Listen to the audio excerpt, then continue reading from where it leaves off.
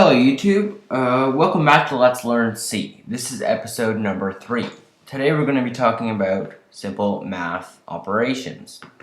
Last episode we managed to print an integer and a decimal. So this is what we have so far. Now we're going to test out the 4 operations: addition, subtraction, multiplication, and division. So let's take all this out so far, except for the first 2 lines.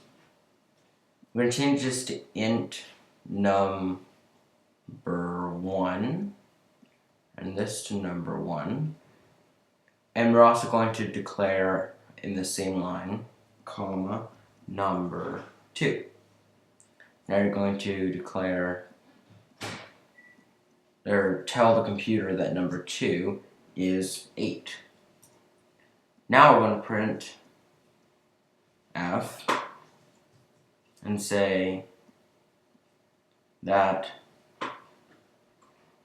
%d plus %d equals %d, and bracket. First we need to create another variable. We'll call it result, or in this case, since it's addition, sum. And then we'll set sum here to number 1 plus number 2.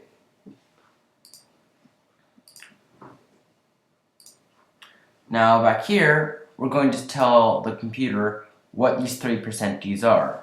So after the quote, comma, the first %d is going to be number 1, comma, number 2, comma, sum, and then semicolon. Now what this is going to output, it should output 12 plus 8 equals 20. Let's see if it works. It did. 12 plus 8 equals 20. Now we're going to change it to subtraction. Number 1 minus number 2. And I'm going to change this to minus. And it should be 12 minus 8 equals 4. And it did. It doesn't matter that this says sum, even though it's no longer a sum. Sum is just the name that we use to indicate the variable. This could be called anything really. It could be called pineapple. It really doesn't matter what you call it, but you have to declare it here too. And it has to output the correct variable as well. You'll notice that Xcode automatically tries to figure out what you're going to type. So if you type pine, it'll automatically suggest pineapple, and you can just hit enter to automatically do it for you. And you can see it'll come out the exact same. What if you want to do multiplication? Instead of, you don't use an X. What you do is shift 8, the star. This is how you do multiplication. Change this as well. And it should come out as 12 times 8, which is 96. Finally, we're going to do division. Now this is an interesting case. So you're going to use a slash. I'm going to change this to a slash.